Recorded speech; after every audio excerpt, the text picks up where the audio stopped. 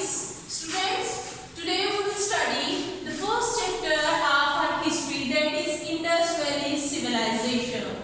So, first of all, I will tell you what is history. History बेटा basically क्या है? Importance of history क्या है और history क्या है? History basically क्या होती है? History जो है हमारे past events बताती है. हमें बताती है कि हमारा जो past था वो कैसा था, जो गुजरा हुआ जमाना था किसी भी स्टेट का, किसी भी कंट्री का, किसी भी नेशन का, उसके बारे में अगर हमें जानना है तो हमें उनकी स्टडी करनी पड़ेगी, उनकी हिस्ट्री देखनी पड़ेगी, उनका रहन सहन, उनका खाना पीना, उनका कल्चर, उनके नेशनल हीरोज, सब कुछ अगर हम उनके बारे में कोई भी इंफॉर्मेशन लेना चाहते हैं तो हमें कहाँ से मिलती है? वो हमें हिस्ट्री से मिलती है. So let's see the importance of history. Organised study of the past. जैसे कि मैंने आपको बताया हिस्ट्री जो है स्टडी ऑफ पास्ट है. ऑर्गेनाइज्ड स्टडी ऑफ पास्ट, इसका क्या मतलब है कि हिस्ट्री जो है ऑर्गेनाइज्ड स्टडी है. ये नहीं है कि हम इवेंट्स को आगे पीछे कर लेंगे, नहीं, इवेंट्स जो है बेटा सीक्वेंस वाइज आते हैं. जैसे 50s के जो इवेंट हैं वो पहले आएंगे, फिर 60s के आएंगे, फिर 70s के आएंगे, 80s के आएंगे, 90s के आएंगे, यानी एक ऑर्गेनाइज्ड फॉर्म में होंगे. Linked events of the past, present and future. ठीक है, इस पॉइंट को जब मैं आपको पढ़ाऊंगी फिर मैं एक्सप्लेन करती हूँ कि पास्ट को, प्रेजेंट को और फ्यूचर को कैसे लिंक करती है. जाहिर है हम देखेंगे हमने पास्ट में ये इवेंट्स हुए थे और उनका प्रेजेंट में क्या असरात है और फ्यूचर में हमने उनको कैसे करना है. ठीक है, then get lesson from the past events.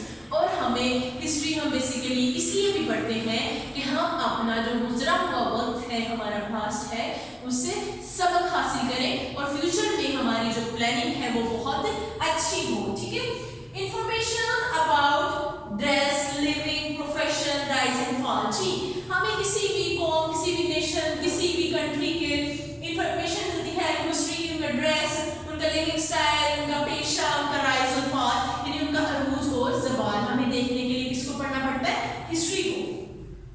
Comprehensive knowledge about past. Detail knowledge जो है वो पास्ट के बारे में हमें कहाँ से मिलता है? हिस्ट्री से. So let's start reading. Open your books, page number 4. Importance of history.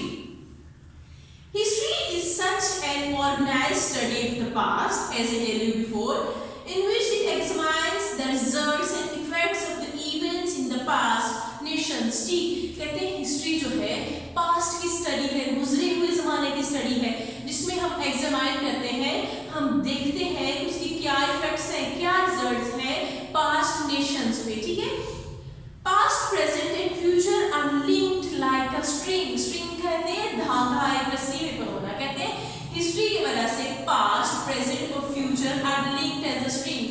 जाहिर है हम हिस्ट्री को देखेंगे कि हमने ये हिस्ट्री में गुजरे हुए जमाने में ये काम ऐसे हुआ, प्रेजेंट में इसको कैसे करना है. हम अपनी हिस्ट्री से सबक हासिल करते हैं ना कि प्रेजेंट में इस सिचुएशन को कैसे हैंडल करना है और फ्यूचर के लिए हमने क्या प्लानिंग करनी है. ठीक है, हम अपनी हिस्ट्री से सबक लेके इंप्रूवमेंट्स करते हैं, इनोवेशन करते हैं, नई चीजें लेके आते हैं, तब्दीली लेके आते हैं. हिस्ट्री हमें बताती है कि इस चीज में ये फ्लॉ था, ये कमी थी, अब आपको इसको मोल्ड करके इसको अच्छे से करना है. ठीक है, a thought can be created for the future after getting lesson from the historical events and present circumstances. जी, हमारे अंदर एक सोच बिल्ड हो जाती है जब हम अपनी हिस्ट्री को स्टडी करते हैं और फिर हम उससे एक सबक लेते हैं कि हमें प्रेजेंट में ये करना है और फ्यूचर प्लानिंग हमें कैसी करनी है. अपने पास्ट इवेंट से हम वो पढ़ लेते हैं, वो लेसन ले लेते हैं, हमें सबक देता है. ठीक है, The study of history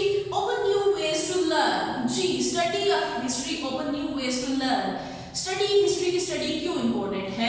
ये हमें बहुत सारा knowledge देती है and open new ways to learn. और हमें नए नए रास्ते दिखाती है कि हमें कैसे study करनी है.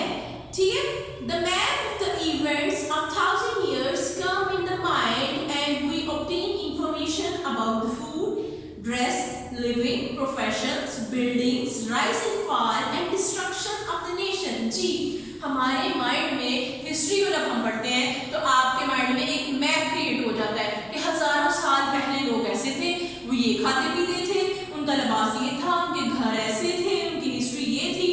ठीक है, उनको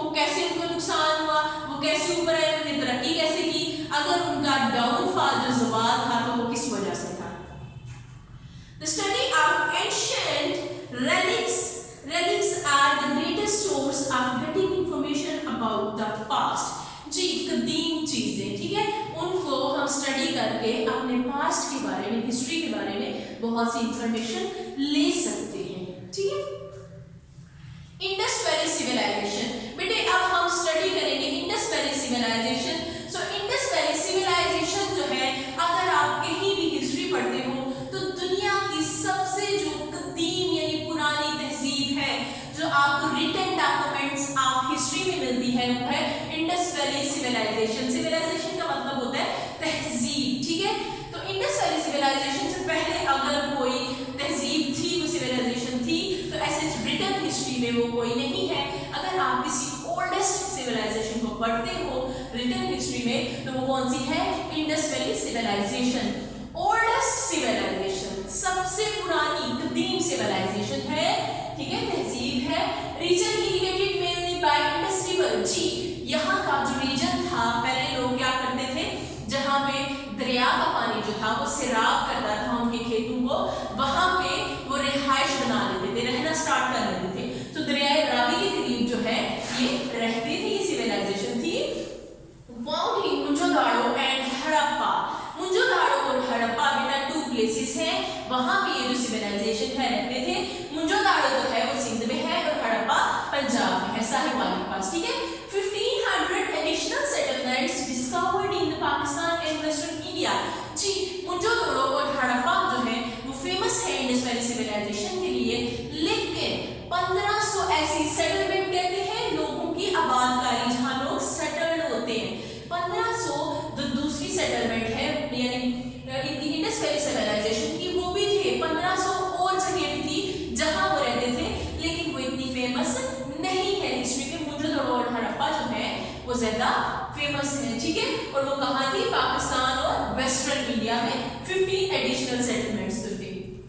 सो हम रीडिंग करके देख लेते हैं इसमें। Indus valley civilisation is one of the oldest civilisation of the world. पुरानी तहजीबों में से, कदीम तहजीबों में से इंडस वैली जो है एक सिविलाइजेशन है।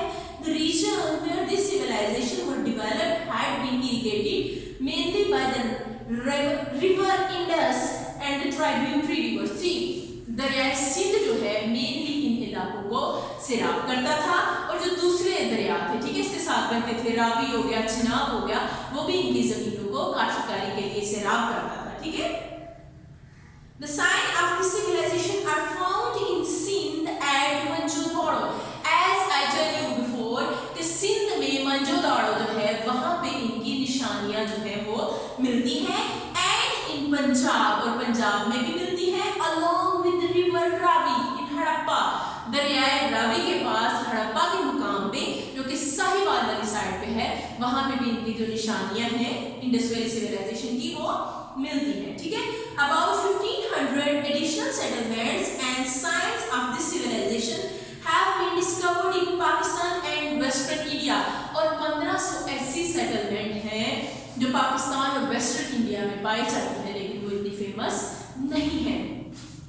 So move toward page number 5, the periods of Indus Valley Civilization. अब हम इंडस वैली सिविलाइजेशन के पीरियड्स को देखते हैं। तो बेटे इसके 3 पीरियड्स हैं, ठीक है। आप किसी भी नेशन का, किसी भी स्टेट को देख लें तो उसको पीरियड्स में डिवाइड किया जाता है, उसको इराज में डिवाइड किया जाता है, ठीक है। फर्स्ट पीरियड जब वो उभरती है, दरमियान में उनकी प्रोग्रेस होती है, और देन उनका डाउनफॉल स्टार्ट हो जाता है। वो कहते हैं ना हर अरूज को ज़वाल है। सो हम देखते हैं इनके 3 पीरियड्स, ठीक है। इनका जो प्राइमरी पीरियड था, जो स्टार्ट था, वो होता है स्टार्ट 38 BC से 25 BC तक। ये इनका राइज था, जब ये कौमें उभरी, इनका स्टार्ट हुआ। BC मींस बिफोर क्राइस्ट, यानी बिफोर द बर्थ ऑफ हजरत ईसा, ठीक है, बहुत पहले, बहुत कदीम, ठीक है। एंड सेकंड पीरियड जो है मिडल पीरियड, ठीक है, 25 BC से लेके 17 BC तक जो है इनका मिडल पीरियड आता है, और इसमें ये बहुत ज्यादा तरक्की करते हैं, ठीक है, बहुत ज्यादा प्रोग्रेस करते हैं।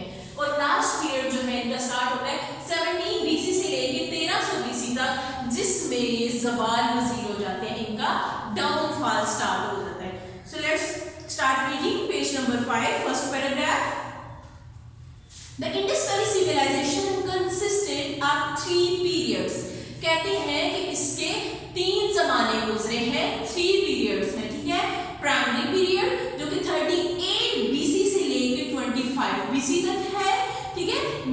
पीरियड 25 बीसी से 17 बीसी तक, और लास्ट पीरियड जो आखिरी इनका जमाना था वो 17 बीसी से लेके 1300 बीसी तक था। ठीक है, इसके बाद इनका डाउनफॉल स्टार्ट हो जाता है, ये कौमें ज़वाल पजीर होती हैं और आहिस्ता आहिस्ता खत्म हो जाती हैं। During the primary period urban life is made great progress. जी, जब इनका स्टार्ट हुआ तो इन्होंने प्रोग्रेस यानी तरक्की करना शुरू कर दी, बहुत ज्यादा प्रोग्रेस करना शुरू कर दी। The art of handicraft flourished, हाथों से बनी हुई चीजें जो थी इनकी फ्लरिश करने लगी, उभरने लगी, बनाना उन्होंने शुरू कर दिया। In the middle period civilisation progressed well, और इनका जो दरमियान का जमाना था, जो मिडिल पीरियड था, ये सिविलाइजेशन ने बहुत ज्यादा प्रोग्रेस होकर तरक्की करना, वेल यानी अच्छी, बहुत ज्यादा। पहले तो स्टार्ट था प्राइमरी पीरियड में, ठीक है, वहां पे इन्होंने तरक्की करना स्टार्ट की, लेकिन एक पीरियड आता है जो सेंट्रल पीरियड है, उसमें ये बहुत अरूज पे चले गए, बहुत तरक्की की। उसके बाद क्या होता है, इनका डाउनफॉल स्टार्ट हो जाता है। Many new cities and villages were established, जो मिडिल वाला दरमियाना एरा था, इसमें इन्होंने अपने बहुत से नए शहर बनाए, गांव बनाए, बहुत ज्यादा प्रोग्रेस की। In the end of the third period, और लेकिन जो थर्ड पीरियड था उसके एंड में क्या हुआ, the Indus valley civilisation was inclined toward the downfall. Indus valley civilisation जो थी वो डाउनफॉल की तरफ चली गई, यानी ज़वाल पजीर हो गए, उनका ज़वाल जो था वो स्टार्ट हो गया। ठीक है, आहिस्ता आहिस्ता उनकी जो सारी चीज़ें थी, उनका जो कल्चर वगैरह था वो डैमेज हो गया और वो डिस्ट्रॉय हो गए। बेटा आज के लिए इतना ही काफ़ी है। नेक्स्ट लेक्चर जो है उसमें हम पढ़ेंगे